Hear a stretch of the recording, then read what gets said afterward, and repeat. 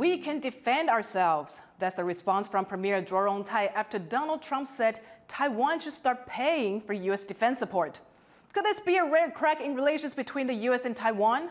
Our reporter Reece Ayers is live with more on the situation. Reece, what exactly did Donald Trump say? Well, some harsh and surprising words there from the former president during an interview in June with Bloomberg. That was published this Tuesday. Let's take a closer look at exactly what Trump said. He said, I think Taiwan should pay us for defense. You know, we're no different than an insurance company. Taiwan doesn't give us anything. Taiwan is 9,500 miles away. It's 68 miles from China. A slight advantage, and China's a massive piece of land. They could just bombard it. He then went on to say that Taiwan is avoiding a conflict, mainly to avoid losing its chip plants. Now, very briefly on the chips there, Taiwan's biggest chip manufacturer, TSMC, is actually holding its second quarterly meeting right now. TaiwanPlus is there, and we'll have more on that in our evening show about how Trump's comments have impacted their stock prices. But back to defense. Actively noting former President Trump's comments, Taiwan's Premier Cho Jung-tai responded at a press conference on Wednesday, and here's what he said. 我们稳定的加强我们自己的国防预算，或是恢复了义务役的役期，那以至于说我们强化了社会的韧性，这个都是我们在展现我们身为国际一份子的一个责任。双方之间过去友好的关系，我们努力让它不仅维持，而且更能够往好的方向走。双方之间对于台海、印太地区共同的责任。 我们愿意付出更多的责任，这是在防卫我们自己，保障我们的安全。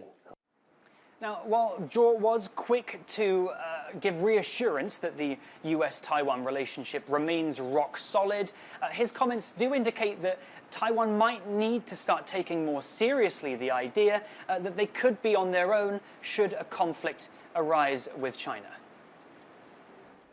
So, Reece, what can we make of Trump's comments? Does Taiwan pay for U.S. defense? And what of the Premier's claims that Taiwan is defending itself? Well, Trump's comments, they're a little confusing and perhaps somewhat misguided. The US doesn't currently provide Taiwan with any active form of defense, so there's really nothing for Taiwan to pay for. Taiwan does pay the US significant amounts of money for arms and defense and military equipment. Actually, during Trump's term, Taiwan bought over 18 billion US dollars worth and is currently waiting on another order of almost $20 billion in arms sales. Even the US State Department weighed in after Trump made those comments to Bloomberg, saying that Taiwan does indeed pay for the weapons that it buys from the US and it supports the US manufacturing industry. Now, Taiwan and the US's relationship is actually kind of defined by the Taiwan Relations Act, which stands in place of official diplomatic relations. And that agreement requires the US to provide Taiwan with the arms it needs to defend itself, though the wording does fall short of saying that the US would actively intervene if there was a conflict with China.